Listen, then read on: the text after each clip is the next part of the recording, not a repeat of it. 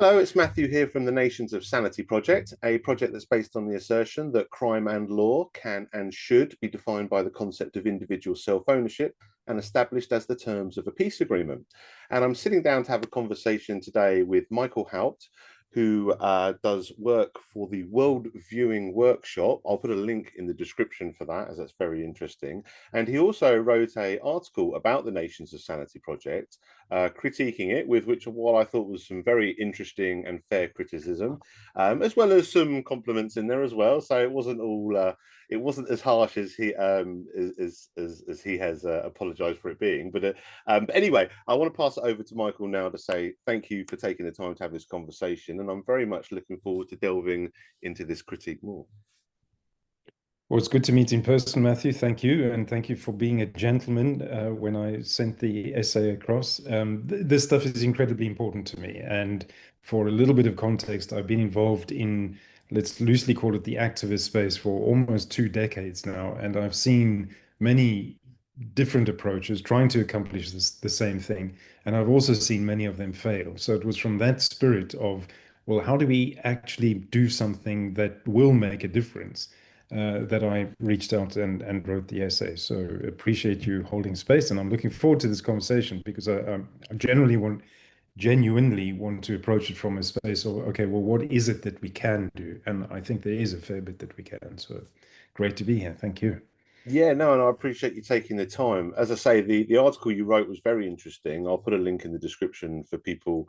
I think it was titled "The Right Agreement at the Wrong Time." I think that was the Yep. title.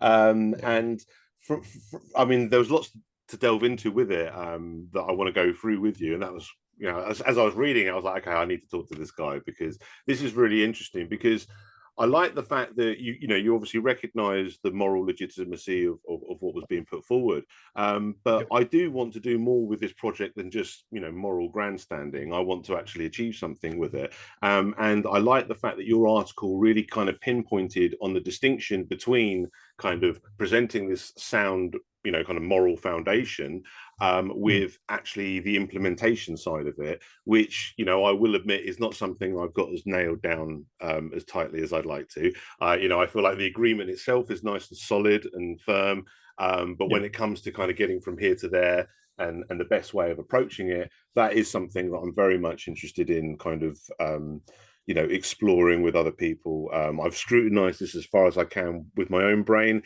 and I need other brains to kind of help me take it forward. So I really took the article as what I think you intended it to be, which was constructive criticism and a genuine offer to help make some real change in this world. So no, I'm very much looking forward to it. So perhaps we should crack straight on. I'm perhaps first give us a little perhaps talk about your journey that's got you kind of here.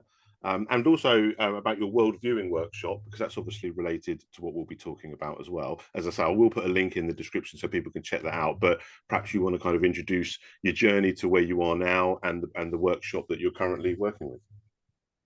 And I'll keep it brief because I've done a fair amount, but there's three important things to mention. The first is that I've had a 2 decade long corporate career. I am based in South Africa, but I've lived in 16 cities on 6 continents, all as a result of work that I was doing in the telecoms and satellite space. That allowed me to see the world at somebody else's expense. So, best education I could have ever got. That was interrupted by I just finished an assignment in 2004. I was in Taipei, Taiwan. My then girlfriend, who is from the UK, came with me. We went to Thailand first because I'd done business in Bangkok, but had never managed to travel. So we thought, let's just go and see where it takes us.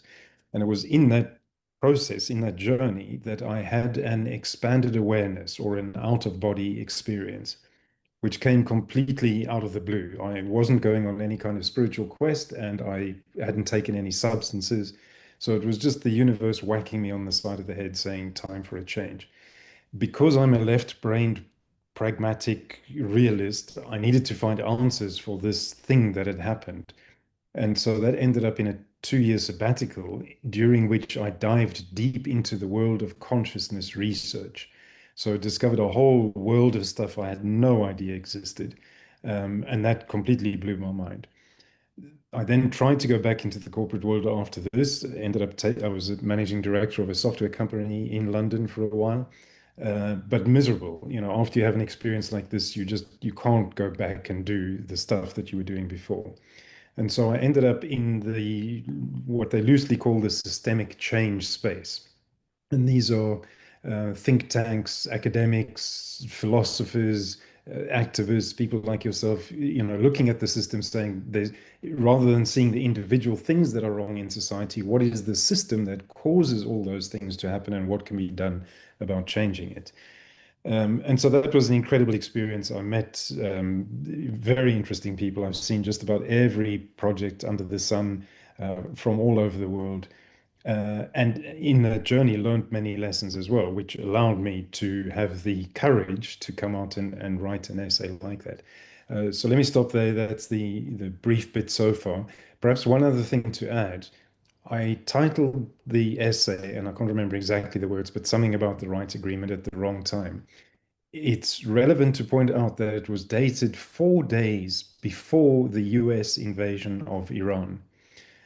I now say that the 28th of February 2026 is the start of what I've been referring to for a long time as the coming decade of dramatic disruption. Now, there's a theory called panarchy, which says that when you have a shock to the system, it creates a window of opportunity. So if I were writing that essay now, I would take a very different approach to it because I do believe that now the timing is right. And I had no idea that this incident was going to happen 4 days after writing the essay.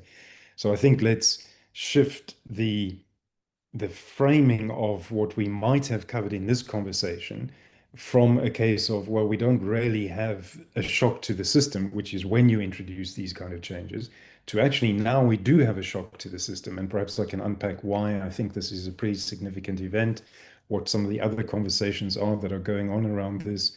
And that may help shape this conversation into a much more constructive and proactive and forward-thinking way of approaching this. Check. That felt a bit longer than I anticipated, but hopefully it gives some good context.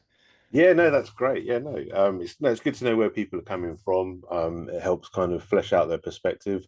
And yes, the world. It's funny how the world seems one day, and then a few days later something can happen, and then all of a sudden things seem a lot different. So, I suppose one of the things I really wanted to because I've come at this, I mean, and perhaps to kind of just briefly go into my journey to kind of get me Hmm. here.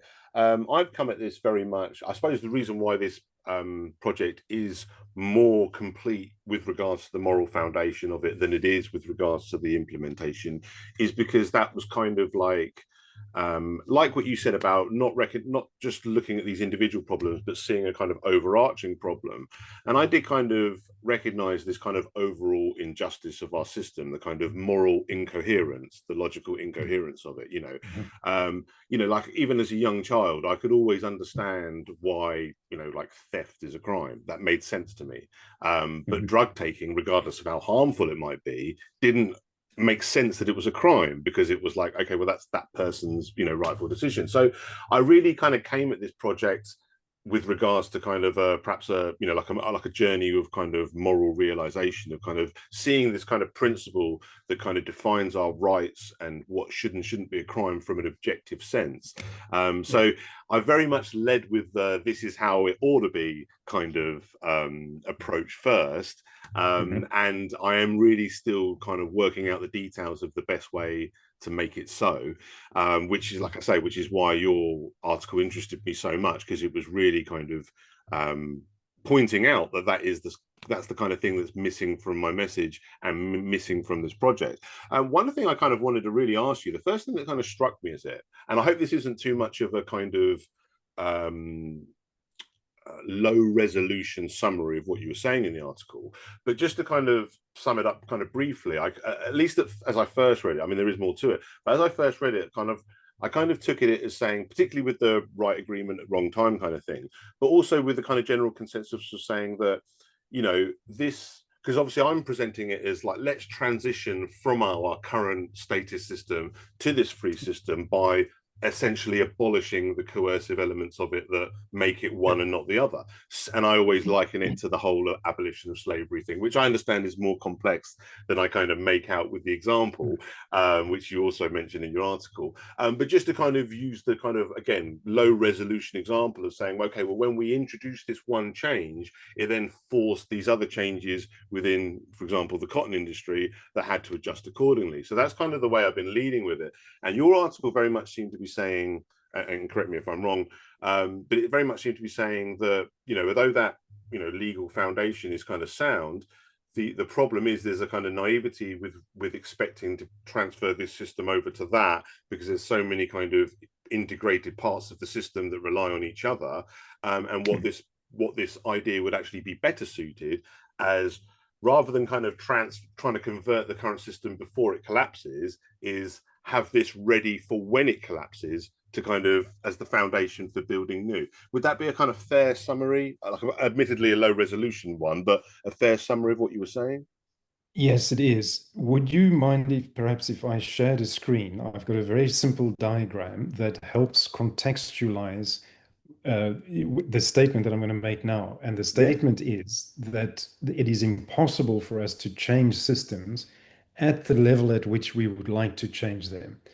And the reason I say that is because of the impracticalities of being able to do this. Now, the reason I say that is because I've been doing for the past 10 years exactly this kind of work in a valley of 25,000 people, where there are very different socioeconomic standards, very high unemployment, and on paper, theoretically, the kind of changes that we're talking about make complete sense. And yet, when you get into the messiness of trying to introduce this stuff, you always come up with systemic barriers within the existing system. So if you don't mind, I'm going to share a little diagram. I think you need to allow me to do that if Yeah, that's yeah, okay. please do. Yeah, that's fine. Yeah, please do. You've got to do something technical in Zoom. So I think there's a Oh share dear, now button that might get more complicated, technical. um, next to the green share button. There's a little up arrow. And if you click that, one of them will say allow participants or something. multiple. Yes, I got that. I've clicked that. So hopefully, Let's give it a try. hopefully There we we'll be go. able to. Fabulous. I've got it. And let's start the share. Okay, so what we're looking at, the first thing, I mean, can you see the screen? Is there Yes, I some can. diagram? Yes. Great. So the most important thing on this diagram is the overall S shape. And the S shape represents the typical growth curve of any living system, from mycelium to forests to human civilizations. They all start off very, very slowly, and then they grow very, very rapidly, and then they taper off at some point. So the important bit is that we're up at this top right-hand corner at the moment. So the system itself is entering that tapering off period. That's important because we can't get that system to do it on our own by anything that we do. So this is an evolutionary principle, and in all the work that I do, my challenge is: are we aligning with this evolutionary principle? This, with the simplest thing being this S growth curve. Then down the left-hand side in green, I've got various forms of entrepreneurship. We won't go into any detail here, but just to give you a sense that this stuff exists. So very different ways of creating value as a result of each of the revolutions that we went through. So the first was the Neolithic or agricultural revolution, industrial revolution, and digital revolution that created very different ways of creating entrepreneurship. Entrepreneurship is also linked to the way in which we coordinate our activities. So, for the Industrial Revolution and the Digital Revolution, the main form of coordination has been the market. We pretty much all participate in a monetary system. And this is important because it is these systems that caused that very high rate of progress, which again is part of the natural evolutionary progress. We often tend to point at this rapid growth phase and say, look at the damage it's doing, and carbon in the atmosphere, and plastics in the ocean, and all of that. But it is a necessary part of the ecological process. Uh, Now, tied in with that are these colored blocks, and this is what came out of the consciousness research that I went through after my little out-of-body experience. It's worth just getting a high-level understanding of this, the way in which we've been through four major evolutionary transitions. So it's a leap in the way our consciousness works, which impacts the way we communicate and the way in which we coordinate. So in the first form of human consciousness was mimetic from the word mime. Mime is when you do an action without any kind of spoken instruction, somebody watches you and they do the same thing. So this was long before any kind of language was invented. Then along came magical consciousness, which allowed very simple uh, communicating of ideas. We didn't have sentences. There certainly was no grammar. The example I like giving is that you and I could be sitting watching a sunset or a sunrise, and we'd kind of nudge each other and point at it and go, ooh, ah, something as simple as that, but we're expressing the fact that we have a shared experience. Then along came mythic consciousness, which is about 100,000 years ago. And this was the first time we could tell myths and stories. We actually had language in which we could come up with stories that explain the things that we see around us. But then 12,000 years ago, with the agrarian revolution, came material consciousness. And this is the only form of consciousness that we know currently. And I mention all of this because this material consciousness is what has driven that steep part of the growth curve. Now that we're tapering off, we're getting a fifth kind of consciousness, which I'm calling mycelial. Mycelial, if you're familiar with it, is all the growth that happens underneath a forest that carries nutrients and so on to all the different trees. It's fully interconnected and it doesn't communicate with any kind of formal language. It communicates with signals. So communication happens much more quickly. And I'm suggesting that there is something in mycelial consciousness that will move us towards a form of coordination that we can't quite see yet, but that it'll emerge naturally as this natural process happens. So I wanted to just share this to show that there is a very significant ecological and evolutionary principle happening here. So when we try and change anything, really what we're doing is changing the trajectory. We are attempting to change the trajectory of this very steep slope to the more gentle slope. Now, why I wanted to mention this is because the way you frame the reason you want to bring some kind of change into the world, and everybody does this, is because they perceive some form of injustice. Something is wrong, and it can take 100 different flavors.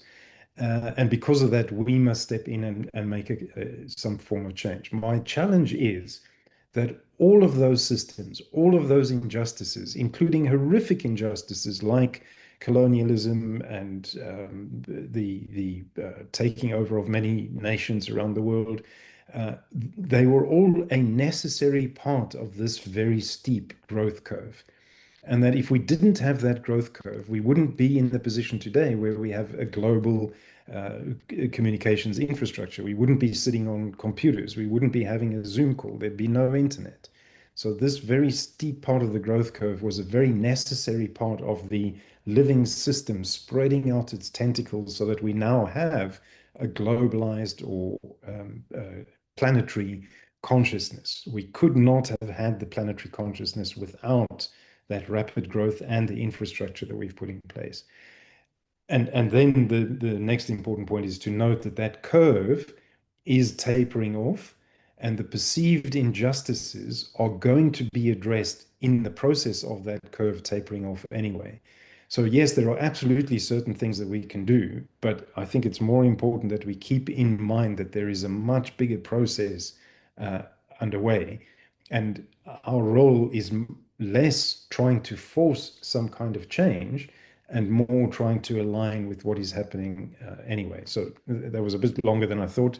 Just checking with you. Does that make sense? Let me stop the share. Yeah, it does. If you could just flesh out a little bit more the material consciousness, because I think you explained well, like mimetic and mythic, magical and mythic. But then when you went into material consciousness, and then up to the what was it, mycelian? You called it Mycelial consciousness, yes. mycelial. Sorry. Um, those two, could you just flesh out a little bit more those two? 'Cause I think that will help me understand a bit more why you assert that the journey we took required, these coercive systems. So I mean, let me be fair that I'm trying to condense what I learned in 2 years and subsequently 20 years in a very short conversation. So sure, we've yeah, dived very deep. Very briefly, material consciousness is something that looks at the natural world, nature, and says that we control this. So that message came through most of the religions that we have dominion over nature. We can do whatever we want. We can extract, we can kill, we can plunder. This is all part of the doctrine of discovery, which enabled the early colonialists to go out and plunder the heathen nations. All of this is wrapped up into that idea of materialist consciousness. It creates this class-based thinking that somebody is more important than somebody else, and therefore they have the right to go and do something. It also breaks living systems into the smallest possible pieces. So in biology nowadays, we don't study the entire living system. We focus in on one thing, and we, look at the eye of the butterfly as opposed to how the butterfly engages and interacts with its environment, as an example. Mycelial is much more holistic. It takes into account the impact that every action has on the living system itself. And we all have specific skills. So for most of us, especially the older generation, we are fully immersed in material consciousness. Whereas the younger generation, Gen Alphas and those that will come after them, are already being born with this consciousness. And so this is why we're seeing a lot of tension now. Some people, so your mycelial consciousness is more attuned than your material consciousness, which is why you're seeing injustices and which is why you see that there's something clearly wrong with the system that we have. Um, does that help a little? yes, yeah, that helps flesh it out and makes it much clearer what you're saying. Yeah, Maybe one other thing about these levels of consciousness, the one doesn't replace the other. They're all existent. So, mimetic consciousness, we still have mimes on the stage and clowns. That's using mimetic consciousness. And the same for all the others. So, they just exist in all of us in different proportions. just sitting on Or top of the sometimes next. we'll use more of one than the other. It's not as if they negate each other. Yeah, I understand. Like, yeah, and I can understand the progression as well. Obviously, just like copying people and then sharing experiences and then taking on the material world, and then, as you say, this kind of more holistic approach does seem like a natural next step with regards to kind of how we perceive the world. Um, One of the things I kind of really wanted to ask, with regards to the kind of the implementation and my approach with the Nations of Sanity project, because one of the things when I was reading the article, I was thinking, you like, I won't lie and say that you fully convinced me that I can't convert, what you're basically saying. I'm not 100% sold, but I do see a lot of validity in what you're saying. But one of the first questions that came to my mind was, okay, but what do I need to do different depending on like my initial idea of saying let's convert our current world to this, in a kind of abolish statism, like abolish slavery kind of way, as opposed to the kind of preparing the foundations for the change after the collapse kind of thing. But one of the things that kind of struck me is well, it seems to me a lot of what I would need to do would be the same in either case. Like the effort I'm trying to make to convince people to convert now over to this system, a lot of that same effort would be kind of exactly the same, not exactly the same, there'll be differences, but a lot of it would kind of overlap with the kind of efforts I'd be making if I completely took on what you were saying, abandoned the converting thing, society as it is now, and really kind of focused on the preparing the foundation for the new beginning kind of approach. But I feel like a lot of what I would be doing would be the same, which is really kind of, like pushing this idea forward, trying to get the awareness out there. And even the idea, even if it's a fool's errand to try to convert the current society, even that kind of failed attempt might provide a lot of foundation for what you would consider the smarter move, the more, of actually, preparing for a new beginning. So I'm interested to hear what you think of that. This could become a fairly intense conversation. I'm not sure if we're going to have enough time to go all through it. Well, I will say The so before you prince. get. Sorry, I'll just quickly say because I do have to stop kind of hard on in about an hour's time at half at half Oh, past right. Okay. 12. But I don't know, and I don't want to speak for you, but I don't want to be presumptuous. But I would be very interested to have another conversation if we don't get through it all in this one, because I Right. do feel like these things are worth taking the time to explore deeply. And I don't doubt for a second all the questions I came into this conversation with is probably more than we could cover in the time we've got allotted for this particular conversation. So I just want to Mm, say that I'm very much keen to have a follow-on conversation and have as many conversations as it takes to really explore this and in a way that really does it justice. So sorry, before you go on, I just wanted to say that if we can't get it all in brilliant. this one, we'll just consider this a part one. If you're up for another conversation, I would be too.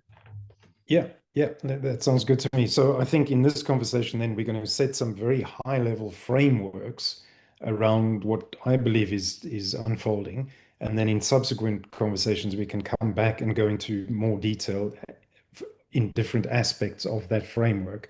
But what's missing at the moment for in most conversations, and this is my experience, is that there's no framework within which you're having the conversation.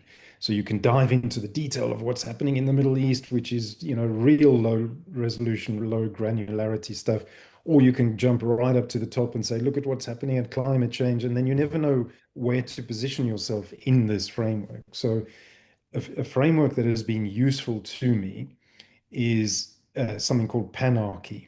And I'm not going to explain it in detail, but basically to say that when you have a shock to the system, and a shock to the system, let me try and define what I mean by that. If you imagine a calm lake, it's just a beautiful, calm setting, and there's a mountain on one side, and after a heavy downpour, there's all of a sudden a landslide.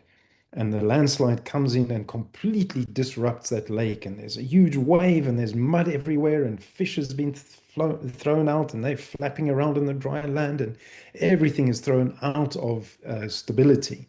But then after a period of time, a period of stasis settles in. Stasis meaning stability. Now, it's not the same as it was previously, but it's no longer in this moment of shock.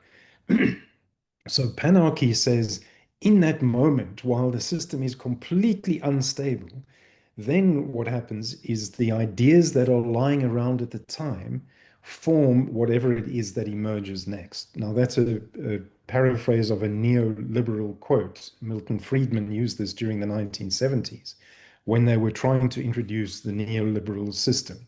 So between Margaret Thatcher and the US president at the time, his name has just slipped my Reagan. mind, Ronald Reagan.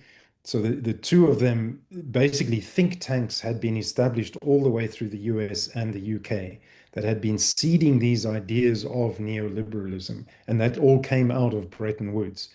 So immediately after coming out of the Second World War, there was lots of instability. We had the gold standard being the Nixon shock, it was called, that was removed. That caused a huge shock to the economic system. And it was in that period of instability that these ideas that were lying around were seeded into the consciousness, and all of a sudden we'd adopted a new economic system. So that's the principle of what panarchy is. It says that you use the moment of shock to the system to introduce these new ideas.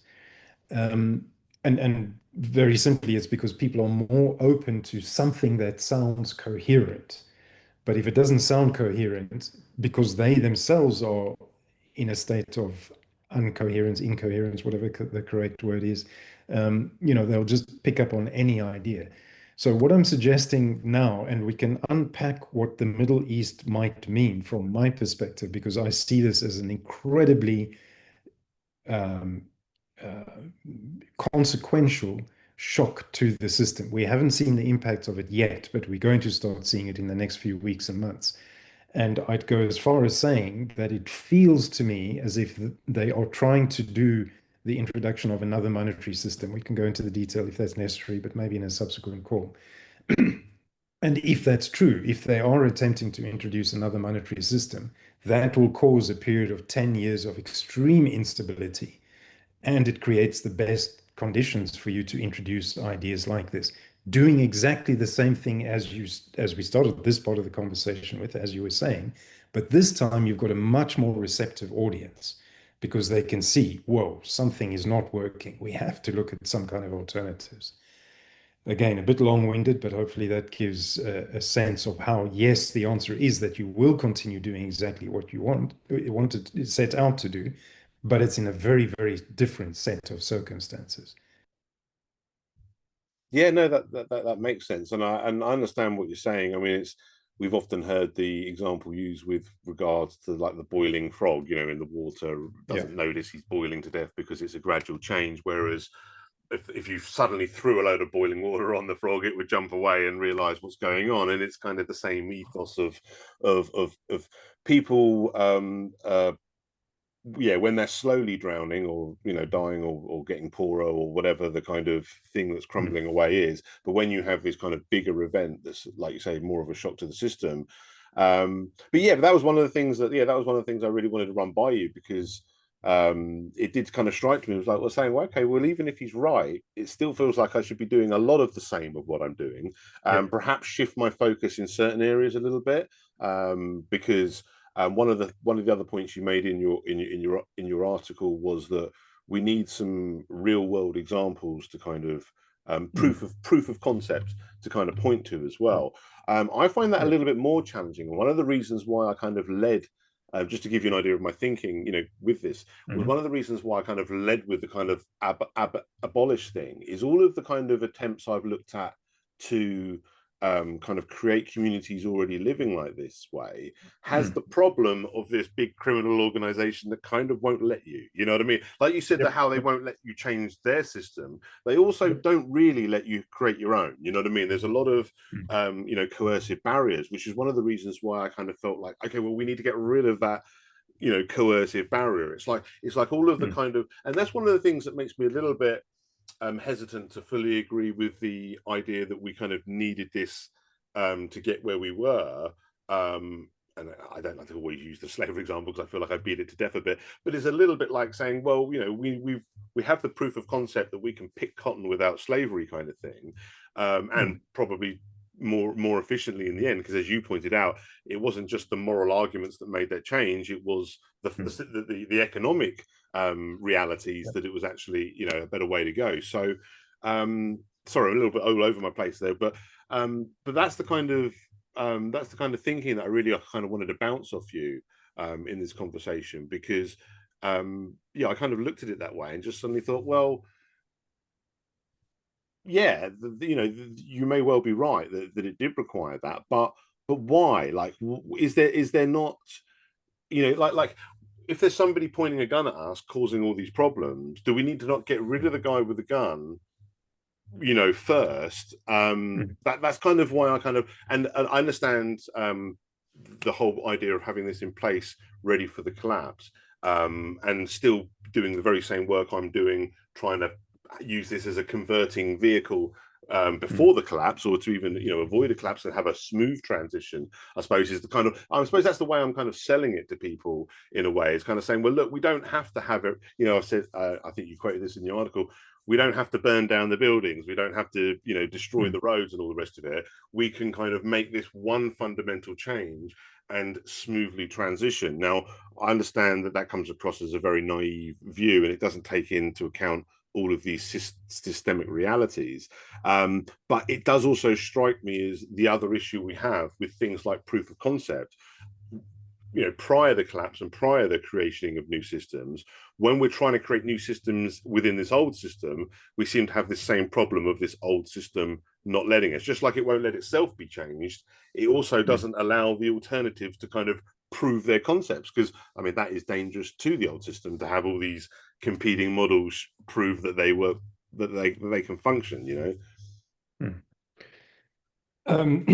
Again, I prefer using models to try and help us understand some complex stuff happening. So, if I may point to David Ronfeld's model, who I quoted in the essay as well, which is basically TIMN, which stands for tribes, institutions, markets, and networks.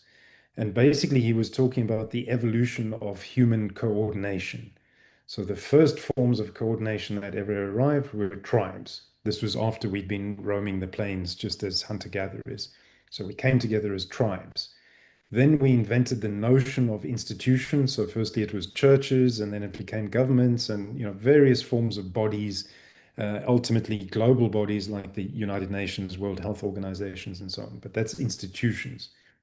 But then along came the market, the invisible hand of the market. And Adam Smith's claim was that everybody within the system would strive for their own well-being, and ultimately the entire system would benefit.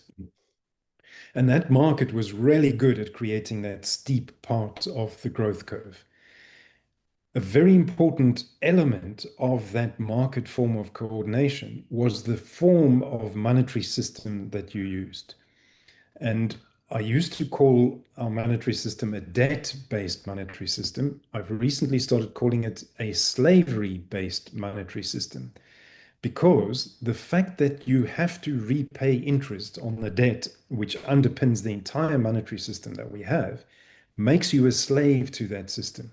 So even the fact that we have to pay income tax is a form of slavery. We have to get involved in this market-based system.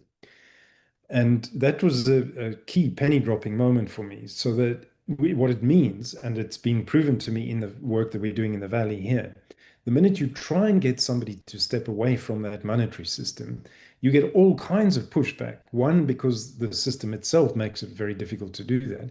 But two, because our way of thinking about money is so entrenched and so, it comes out of nature, not nature. We do it subconsciously. We don't even think about participating in this market form.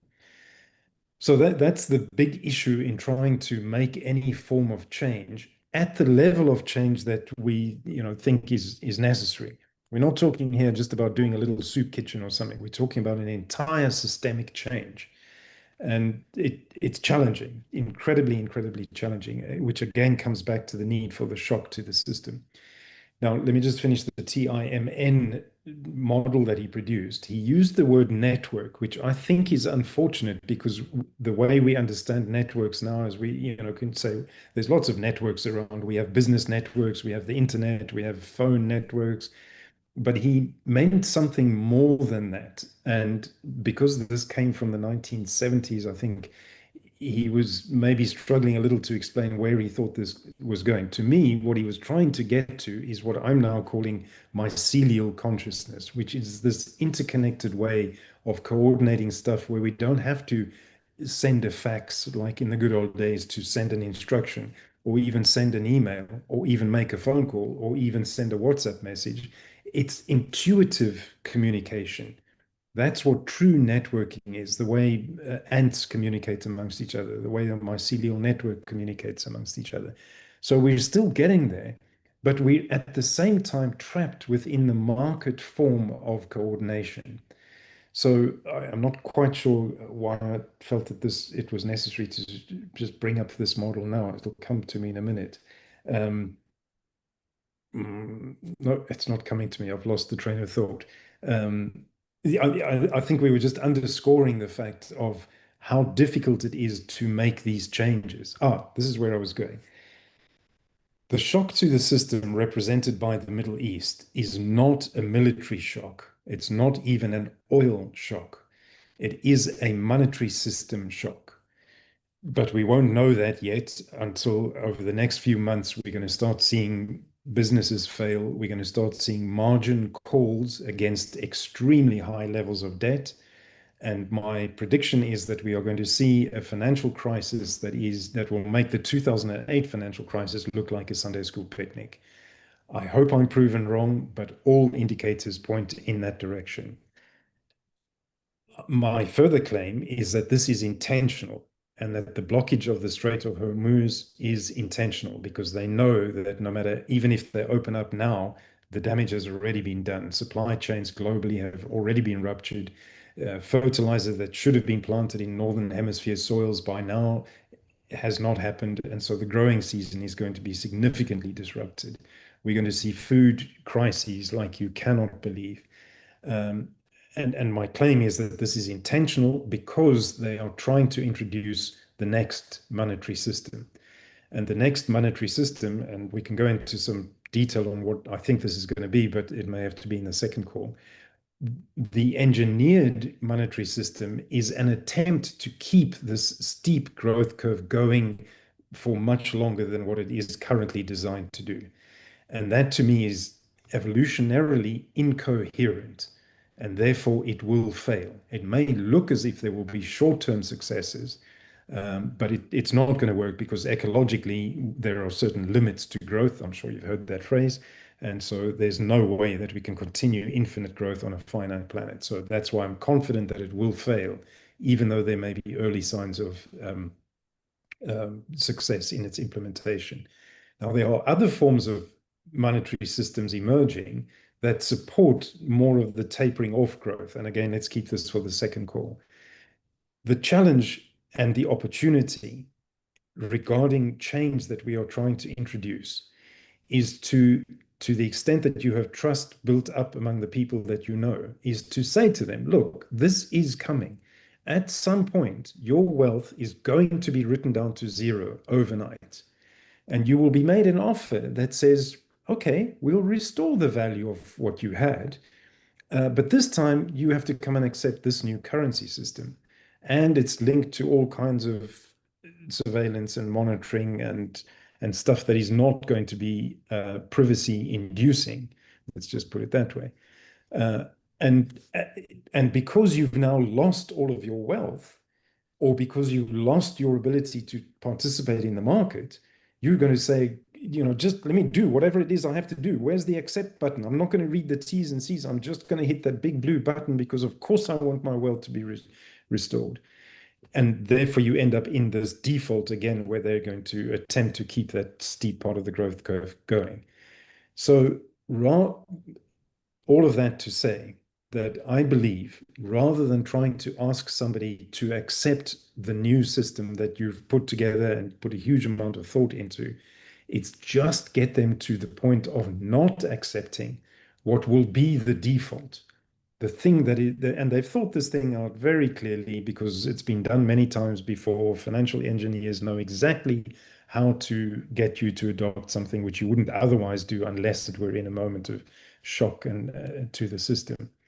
So that's the thing. We just focus on making people aware that this is more than likely coming. If it doesn't happen, then that's fine. Then it's just an idiot like me who was making some prediction. I got it wrong, and we don't have to worry about anything. But if this is going to happen, at least make the decision not to accept the default system that's being presented.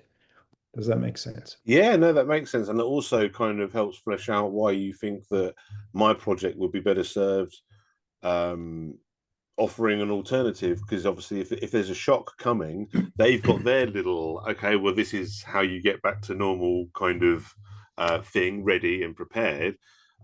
It almost seems like you're saying, well, let's use their tactics against them a little bit. They're going to have Exactly. their little alternative prepared for when the shock comes in for the window change.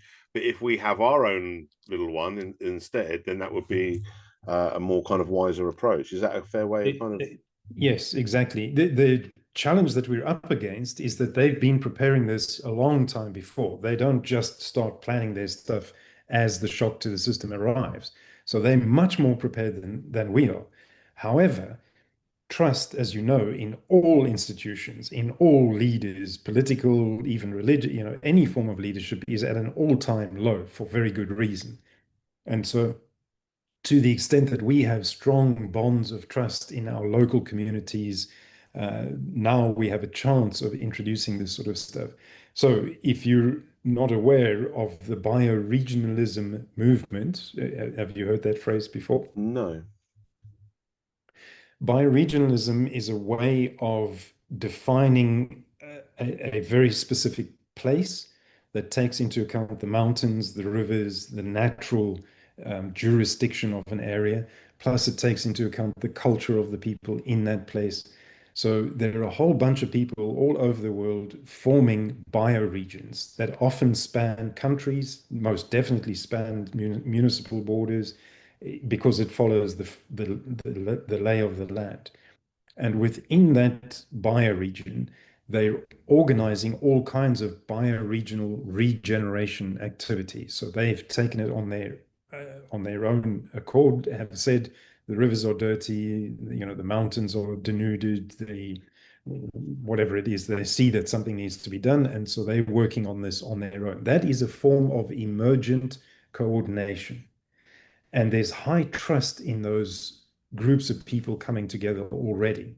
So that to me would be a sensible place to start because you already have enough of a recognition of how bad the system is that they're self-organizing to do something different. And you enter into that space of high trust with a and what we're doing that's evolutionarily coherent is that we're striving for higher orders of complexity. There's an ecological principle called the evolutionary impulse, which is the innate organizing principle within all living systems to constantly strive towards higher orders of complexity. So that force drove us all the way from a single-celled amoeba all the way through to the complex life forms that we have today. So it's a natural process. And what these new monetary systems are trying to do is to break down that striving for higher orders of complexity. It's trying to control and suppress and crush any additional form of complexity. So it's evolutionarily incoherent. It doesn't mean that they will fail right from the word go. They may have early successes. But if we're aware of this larger process unfolding, it helps us make much more coherent decisions in our local place-based communities. The bio, sorry, was it bioregional? What was it called? Bioregional. Oh, you've gone mute. The movement is called bioregionalism. There are BLCs, which are bioregional learning centers. I know in the UK there's one on the River Thames. There's one, uh, I should have had my notes ready here. I can't remember where they are, but I've got a huge amount in my research library, research portal, so I can share those links afterwards. But a very active movement all over the world, on every continent. There are people coming together, and the focus currently is only on restoring the bioregion. So it's very much a biophysical process, usually around rivers, soil quality, local food production. And for many of them, what is missing is a governance layer, which is the potential that I saw in the work that you're doing, is a way of engaging with each other that's completely outside of whatever systems we have currently. Yeah, no, that's really interesting to know about actually. So yeah, please do send me the additional links, and that's something I wanted to make a note of that and write that down so I can look into that in more detail later. Because one of the other things about, because obviously I have the Nations of Sanity project, which is this this idea of making abolishing or having law defined by the concept of individual self-ownership and established as terms Yep, of peace. yep. But there's another kind of sort of more fledgling project that I've been kind of more just in the early stages of thinking about it and talking to people about it, which I tentatively called Together Strong, although Adam Heyman, who I believe reached out to you actually, he has a channel called Heyman Nature. Oh, Um, yes, yes. I think he's on your comment. I saw that he'd reached out to you, Yeah. and I hope you two have a good conversation as well. But he suggested I should call it herding cats as a kind of funny reference to what I'm trying to do, particularly with Yeah. regards to uniting libertarians together. Um, Yeah. but the kind of thinking behind it is obviously okay. I've got this Nations of Sanity project that presents this specific solution that I obviously kind of want to champion and scrutinize. But then this kind Mm, of Together Strong idea or herding cats idea is more about bringing together ideas like the Nations of Sanity project, like mm, your world viewing workshop, and bring all these people together in a way where we can kind of scrutinize each other, work together, kind of synergize our efforts. And one of the reasons why I kind of wanted to bring that up was as you were talking about this bioregionalism and these groups that are doing what they're doing, I just feel mm. like that's another example of the kind of work that could be synergized into this kind of larger movement where because Yeah. I mean, and the way I kind of present it, I say, like, where we agree, we can certainly support each other and work together. But where we Mm. disagree, we can work together to help sharpen each other, to help improve each Yep. other. It's like, as much as I enjoyed the complimentary parts of your article that were obviously saying good things about this, the Nations of Sanity project, the real motivation for speaking to you was to delve into the critiques and the criticisms and the areas where I was being naive or not understanding systems properly and stuff like that. Because I feel, and this is the whole Together Strong. I mean, one of the reasons why Adam Heyman wants to change it from Together Strong to Herding Cats is he feels like Together Strong's a little bit too kumbaya, kind of Mm. idealistic in its kind of tone. But Mm. the reason why I like that term was because we are stronger together. And if we Yeah. can synergize our efforts in this way, I think, much more than I could achieve. No, even if I had the best idealized version of success with the Nations Sanity project, without Mm. synergizing those efforts with like the bioregionalism, with yourself and the world viewing workshop, and with others that disagree or agree with different aspects, the more we Mm. kind of come together as a uniting force, because we all have this overall overarching desire to make the world a better place or to be prepared, Mm. to adapt to a better world and all of that. I just feel like we could kind of do that more effectively if we really kind of synergized our efforts everywhere there's an opportunity to. Where we Mm. disagree, we can give constructive criticism, and where we agree or have alignment of interests, we can kind of work together and have a much bigger impact than we would. So again, I really appreciate you letting me know about the bioregionalism, and I will chase you up for more links on that because that's something I'd If like to I'm look into. Go on, yes, please do. So may I say three things in response to what you've just said there? So firstly, what I think what you're pointing towards, you didn't quite say this, but in essence, our world is so complex now that no one person, no one group can possibly have any kind of single solution. So we have to have this coming together. So that's the first acknowledgement. And secondly, there are a number of these initiatives already underway. So they're called networks of networks. It's basically an umbrella way of coming together, different organizations, different individuals with different angles and different solutions and all the rest. So there are a number of them that are already well established, and I'll share some links with you as well. But then the third observation within these networks of networks is that the form of collaboration is actually more competitive because as everybody comes into these environments, and I can say this openly, I don't mind if somebody hears me saying this because I've said it to more than a few of them. The overriding sense within which people come into these networks is, well, I have got the solution and mine's the only one that's correct, and therefore, listen to me. Of course, nobody says that, but that's the underlying energy within which they come in, which I think is okay because we haven't yet had the shock to the system. When you have the shock to the system, it is incredible to see how quickly people do come together.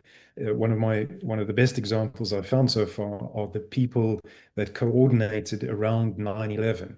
There were incredible rescue operations. All people just, there was no coordination. This was long before the government arrived on the scene. And there were boats zooting back and forth and carrying people. It's an incredible story. So, and it happens in every natural disaster. People just self-organize in ways that are unbelievable. And some nations are better than others. I happened to leave one of the most heavily hit beaches in the tsunami. I forget which year it was. But I got to know a lot of the people. And I was in Bangkok when the wave hit. It took me a whole week to get back down there. And by the time I got down there, they'd almost entirely cleared up already within a week. I couldn't believe it. Compared that to the New Orleans floods in the US, which was either a year before or a year after, many of them just sat around waiting for the government to come and help. So there are differences in nations and the way they think and all the rest, but that's another rabbit hole. Um, what I was going to say is that this shock to the system creates that a bondedness that you don't otherwise have when there isn't a shock to the system. So there are already conversations underway. In fact, I was on two of them just yesterday among these networks of networks. Is how do we get this message out that what is happening in the Middle East is opening up a door for the kind of initiatives that all of us have been working on, but we must cohere first. And so, what is the narrative that we're taking out to the group? So this is rippling out very, very quickly as we speak. So now would be a good time to get introduced to some of these networks of networks. So I'll send an email with a whole bunch of links. It'll take you some time to work through them, but your timing is brilliant. And the point about everybody like yourself who's been doing work faithfully and religiously and doggedly for many, many years is that you are now prepared. You know, it's not somebody who's just popping out of the woodwork and saying, "Hey, I've got a good idea," but they haven't thought it through, they haven't worked at it, they haven't stubbed their toes, and you know, you've done that. Yeah, I mean, yeah, from the initial kind of, conception of the idea to where it is now, it's grown precisely because of the kind of pushback and scrutiny and conversations and different perspectives. I mean, it even went from like the three-part agreement of basic agreement, lines in the sand, and rightful Yeah, ownership. That developed because the first thing that people came at me when I said about making the NAP the law is like, well, what about differing interpretations of the NAP and aggression and all of yeah, these things, and the idea of making it a peace agreement, although that was a quicker realization. But again, it comes from the scrutiny of saying, well, hang on a minute, if you're making this the law, then what about the authority that's, and all of that, and that contradicts the principle, and so it's through that. I mean, it's that iron sharpens iron kind of ethos, isn't it? It's that that's the way we can kind of work together. And again, that comes back to the idea of even the work I've been doing, even if it's been kind of naive with regards to the idea of, oh, we can change this system to that, it still serves as great foundation for what you suggested is the actual truer path to success, which is to have this ready to implement in the window that appears to be opening as we speak, with regards yep, to the shock to the system you're talking about, that's going to make people more receptive to this, and give us a kind of window for implementation. So yep. yeah, I mean, It's I will take the time to go through those links. So um, it's very, I think, going to be more and more necessary for us to understand this concept of panarchy, which is the ideas lying around, because there are a number of really good ideas lying around. The next the next phase of what our role is to cohere those ideas together in a way that they become more of an attractor than whatever it is that's going to be imposed on us as a default. So fortunately, there's low trust in whatever's going to be imposed from on high. But if there's a vacuum, if there's no coherent ideas as an alternative, then everybody's going to flock to the default anyway. So this is our challenge now, is to bring together your Nations of Sanity idea with maybe some alternative currency ideas with, there's a whole lot of themes around which people have done incredible work. When I send links through, each of those links will take you into a Rome research database, and you'll see that there's hyperlinks to a whole range of other. I mean, I've got one major category, which is, I think I'm calling it bioregional sovereignty tools. And I think if I'm not mistaken, you use the word sovereignty in your thinking, your work. So that to me is what this is. It's basically emancipating yourself from the nation state, including all of the structures that make the nation state work, into an emergent form of human coordination. And all of this is evolutionarily coherent. It is what happens when civilizations fail, and particularly when this S curve starts reaching its pinnacle. yeah, so it seems to me that I mean, obviously, the Nations of Sanity idea.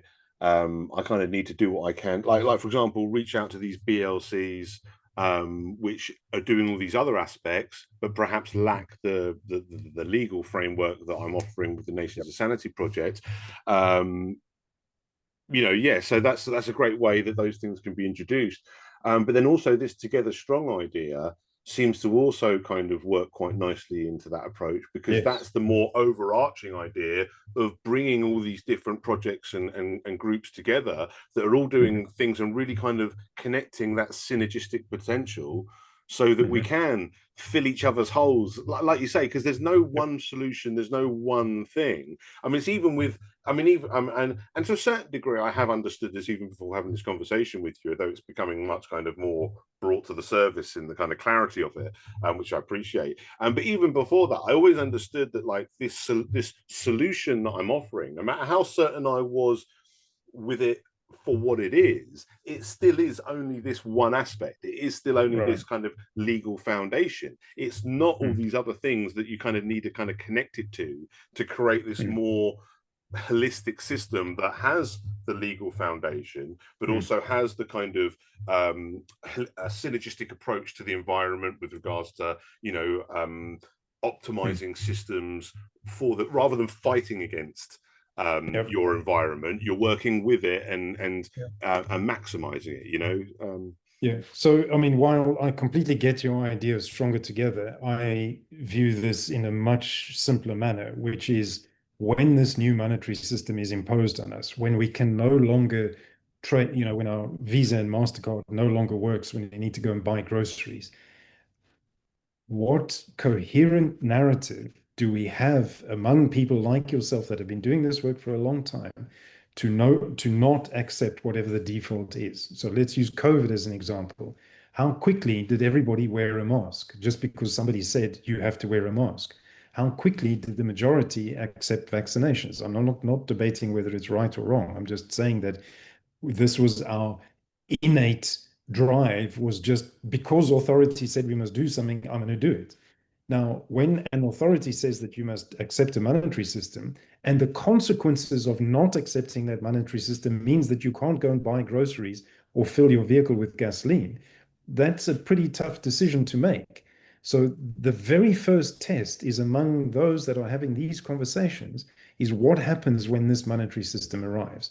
And unless we've had that conversation and worked out some alternatives and figured out, we can't make the decision in the moment. We must have made the decision a long time before it arrives.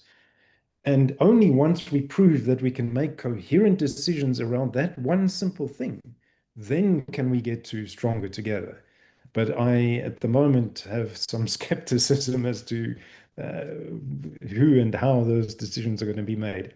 It's very easy to just hit that blue accept button when I see all of a sudden my bank account has hit zero.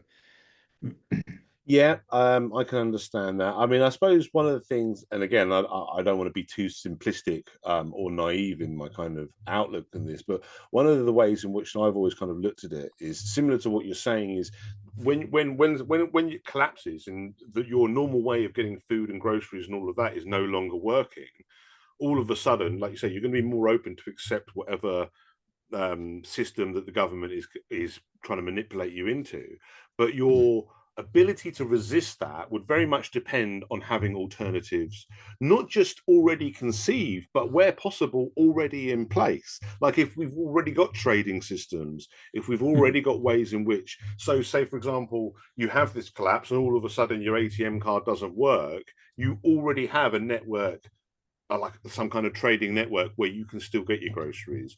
Yeah. You know what I mean? I mean, I know it's a big motivation behind a lot of people that kind of champion the idea of, getting back to like local production and all the rest of it. Because if the world collapses, I can still get eggs from my next door neighbor. You know what I mean? Yeah. Even if I can't buy them at Tesco's or whatever, So Yeah. it's kind of, I think it's something that would resonate with a lot of people because Yeah. even me who hasn't thought so much about that aspect until having this conversation and being faced with the points you made in your article, even I've always had that in the kind of back of my mind is this is the problem with a collapse is when you're drowning you will reach for any lifeboat that comes your way, Yep.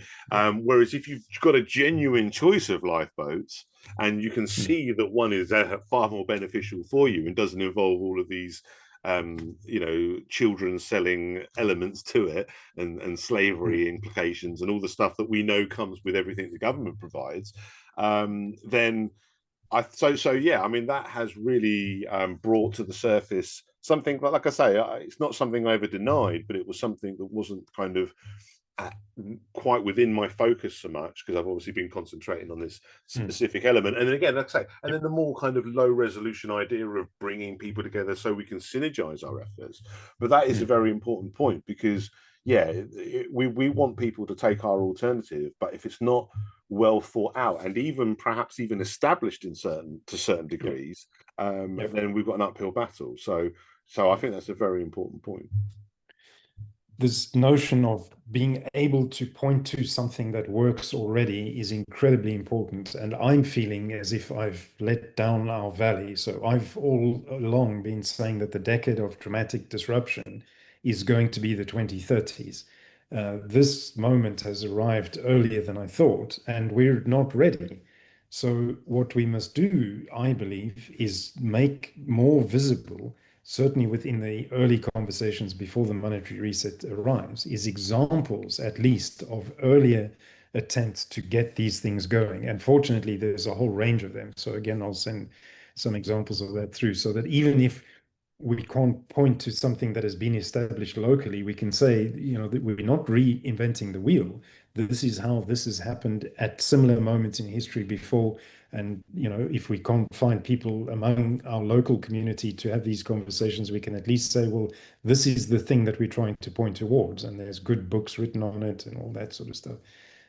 But in the bioregional space, you'll find a very high proportion of people completely get this stuff. They're already trading amongst each other. They've, this has been in place for a good number of years, if not a decade or more. Well, yeah, I mean, as you say, the proof of concept is so important. And there are certainly, I mean, I suppose, like I said, my only issue with the proof of concept approach is the barrier that kind of stands in our way, often being government. And that's why I've always kind of led with well, let's get them out the way first so that we Yeah. can. But I think you're right to point out that even before we get them out of the way, wherever we can create a proof of concept, we need to do that, because it's Yeah. not just, like with the example of the going back to the example of all of a sudden your ATM card doesn't work because the monetary system's collapsed. It's like, okay, well, it's all very well having a well thought out concept for how Mm. people can, but if they don't actually have it already implemented and in place to the point that they can then use it. So, oh, my Yeah. ATM card doesn't work. Okay, I'll use this other alternative market that Mm. already exists that maybe I already used. In addition, there can be a crossover where people will be doing a bit of, Yeah. they're still doing their Tesco shop, but they also get their other stuff through this other method. And Yeah. slowly but surely, they actually, they may, there's even the potential for them to kind of transfer over. But more importantly, when one collapses, they've got the other one right there that they're perhaps Yeah. already using, but at the very least, the infrastructure is already in place. Mm. So yeah, I think that has kind of reinvigorated my appreciation for the need for that element of it. But as I say, the one reason that Even. always made me think the other way was just Mm. well, the government are never going to let us. They're never going to let us do that. Yeah. And there's too much of an idea of just thinking. And like I said, I don't think I'm completely wrong in that, because we do need to get Mm-hmm. them out of the way. But at the Mm. same time, I don't think we should put everything on hold until we've got them out of the way, because there is so much that we can implement before. And Yeah. as you pointed out, it's very important that where we can, we implement it before, because when the collapse Mm. happens, if we want people to transfer over to the sane, coherent solution, we need to kind of have it already in place for them. Otherwise, they're going to step onto whatever lifeboat is available to them. Yep. I mean, the most important point around governments and getting them out of the way, the most effective and yet least implemented process is just by not participating. So in COVID, if our municipal officers or whoever it was, the police force, whatever, if they had told us to wear masks and we decided we are not going to participate, but it's everybody doing it at the same time, there's nothing they could have done. When this monetary system reset comes along, if we don't participate, the thing will not work. And that, I mean, you and I can sit and agree at a theoretical level, but when the moment hits, the amount of compliance that occurs is just mind-blowing to me. So that is our simple next challenge. I'm not even convinced that we have to have fully implemented models. And by the way, I prefer the word living laboratory rather than proof of concept, because you can't prove something when you're trying to step into a space that has never happened or existed before. Just a subtle change in language. But anyhow, I will continue beating the drum until this monetary reset arrives. The key test is whether you participate or not. You can have all these other things in place, but if you participate in that monetary system, it's over for you. Yeah, no, I understand. Well, and I think we saw that a little bit with COVID. I mean, I don't know how it was where you were during COVID, but I know, for example, in England, there was a lot of nonsense that everyone just happily went along with. But there were Yep. certain things that they tried to push through that they couldn't get through, like the track and trace thing, just didn't never got off the ground. Right. It may Yep. well be that they never intended it to, because it may well have been just a money funneling, exercise. Well, it's testing the boundaries. It's constantly pushing the population to see, well, what is it that they're going to accept? And I think they were pleasantly surprised by what the populations, and it's all over the world. Every country, okay, slight differences, but generally speaking, everybody just rolled over and said, okay, whatever you say.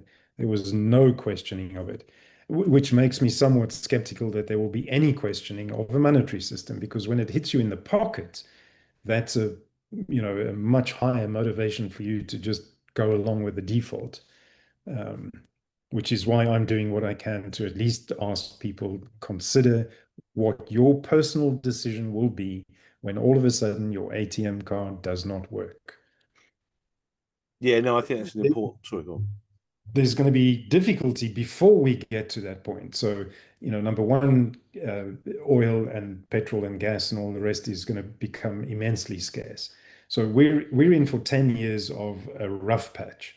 And I think the monetary system will be introduced only at a point where the general population is so absolutely desperate. And I'm talking now about 1930s depression desperation, lines of food for lines of queues of people for food, food stamps, real desperation. And at that point, they'll step in and say, we've got a solution, ta-da! And everybody is going to say, yay! And off they go. Yeah, and it could be a lot worse, because you could argue that people are a lot less or a lot more dependent and a lot less self-sufficient today than they were back in the 1930s. Good point. Our grandparents could still grow their own food. Most people wouldn't have a clue. Yeah, There's a lot of kind of, I mean, particularly older people I know make that complaint often today. They just say, people today don't know how to do anything, like that are kind of basic, and we joke about the old people don't know how to their way around a computer, but they know how to sew, stitch, grow food. A lot of the mm, things that become very important all of a sudden when the big global system that yeah, everybody else depends on suddenly comes crashing down, then all of a sudden the people that know how to cook food and your local, your neighbor who was supplying you eggs, all of a sudden, as perhaps like a little novelty before, all of yeah, a sudden becomes your only source for eggs. exactly. So yeah, no, that is very important. I mean, and again, I think COVID. There's a lot of lessons that obviously the ruling class obviously learnt a lot from COVID. But I think Mhm. there's also a lot for us to learn. Obviously, they, like you say, they tested the boundaries. They were probably pleasantly surprised by how much the sheep kind of walked along to where they wanted them to go. The masks thing, they must have been pleased as punch with that. Like I say, things like the track and trace, and people over, particularly in England. Again, I don't know if this is all necessarily the same in everywhere else, but the whole ID thing, show me your papers thing. There's a very strong sentiment against that kind of thing in this country, so that was a Yeah. harder one for them to push. Um, Yeah, I disagree that it was difficult for them to push at all. So how about maybe we should start wrapping up this call, but yeah, there are a couple of weeds that we can dig into okay, in subsequent calls. And the first will be this whole context of how much surveillance is already in place. So it's not as if surveillance is coming. Track and trace in most countries is in place already, and I can explain how and why that is. Digital ID is already in place. It may not be in the form of a card or on your phone and app and all the rest, but I can explain why all of the surveillance mechanisms is in place and has been in place for a good, at least since COVID. I can unpack why I say that. The second thing is the monetary reset itself and how I think it's going to be implemented. So there's a couple of laws in each country that has been passed over the past 10 years or so. I'll maybe unpack for the major countries. So we'll take the US, the UK, Australia, maybe Canada. I can lay out what those laws are and how they work.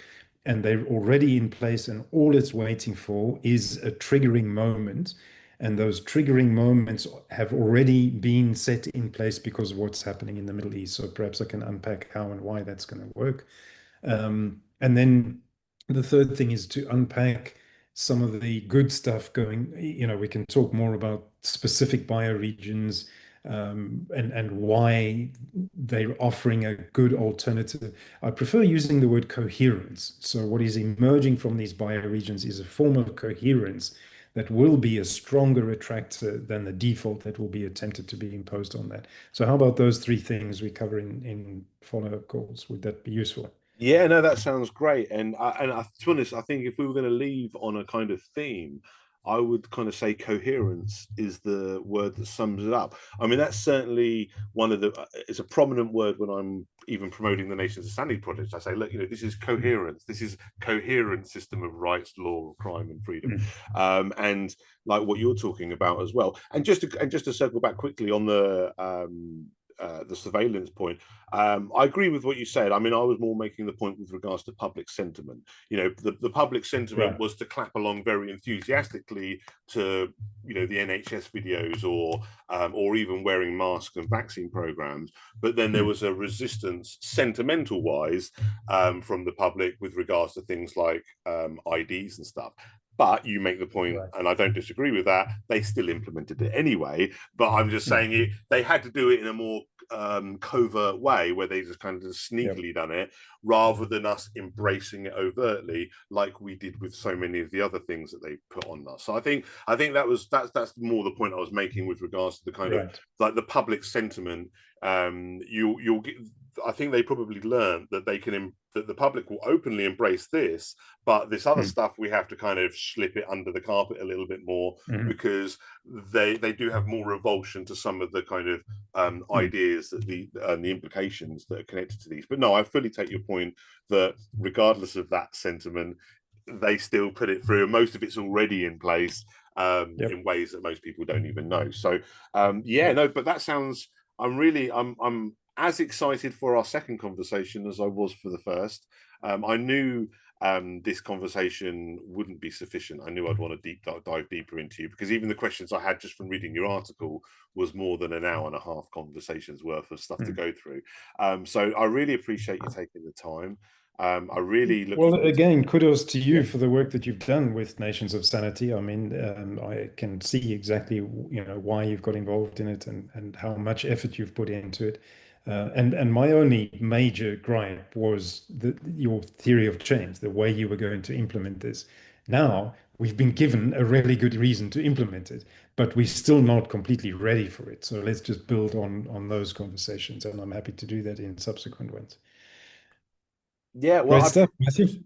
I appreciate that. Just for, like I say, for everybody listening to this, I will put links to what we've discussed in the description, the world viewing workshop that Michael does. Yeah, if I may, I'm actually no longer doing the world viewing workshops because of how quickly things have moved. So I'm putting out new stuff on LinkedIn. If I may, just if anybody's interested, follow along what I'm doing there. I also write a Substack newsletter.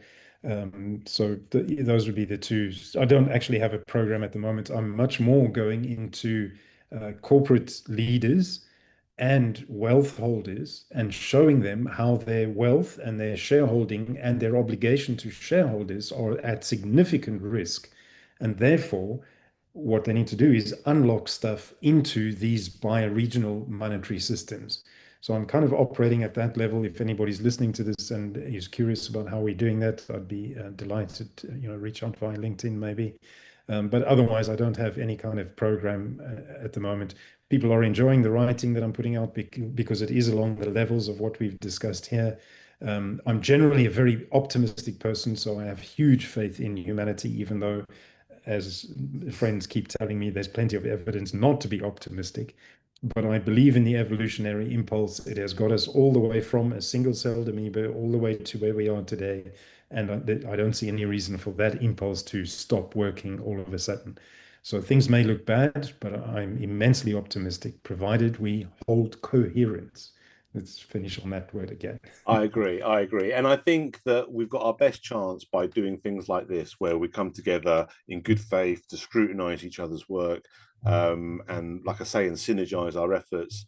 And I do think coherence will be the key to what we're doing. As I say, it's what I use to sell the Nations of Sanity project solution with, and I think it is something that will be the uniting theme with all these different works and how they can synergize together. I think that will be our kind of main thing. So yeah, I think coherence is the ideal theme for this conversation and for the work we're doing going forward. So thank you, Michael. Really appreciate it.